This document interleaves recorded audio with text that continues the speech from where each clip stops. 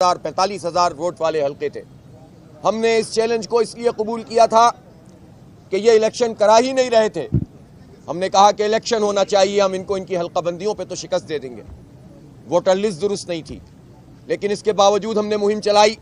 کراچی کے لوگ جو ترسے ہوئے ہیں ڈیولپمنٹ کے لیے، تعمیر و ترقی کے لیے، وہ کرپشن سے پاک نظام چاہتے ہیں، اس لیے کہ کراچی کے لوگ ٹیکس دیتے ہیں تو صوبہ سندھ چلتا ہے، پاکستان چلتا ہے۔ کراچی کے لوگ یہ چاہتے ہیں کہ ہماری بھی سڑکیں بنیں، ہمارے بھی پارک بنیں، ہمارے بچوں کو بھی تعلیم کا حق ملے، ہمیں بھی روزگار ملے بچوں کو۔ کراچی کے لوگ یہ چاہتے ہیں کہ یہاں کھلی صاف ستھری فضا ہو، ہم آئی ٹی میں آگے بڑھیں۔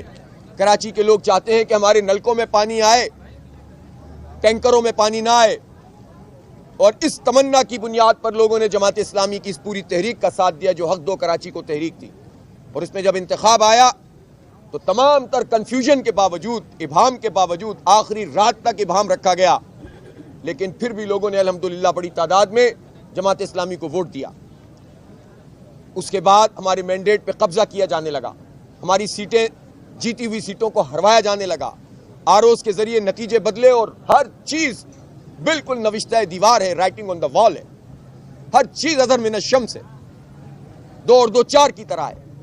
پھر ڈاکے ڈالے گئے ری کاؤنٹنگ کے نام پر۔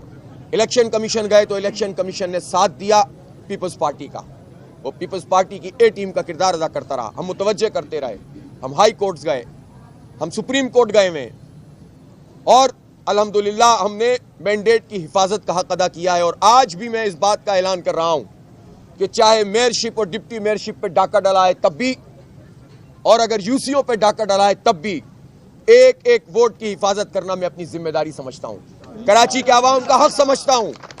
اس ڈاکے سے بھی انشاءاللہ نجات دلائیں گے کراچی کے لوگوں کو۔ کراچی کا جینوئن مینڈیٹ رکھنے والا میئر بنے گا انشاءاللہ، جماعت اسلامی کا میئر بنے گا، اور اس میئر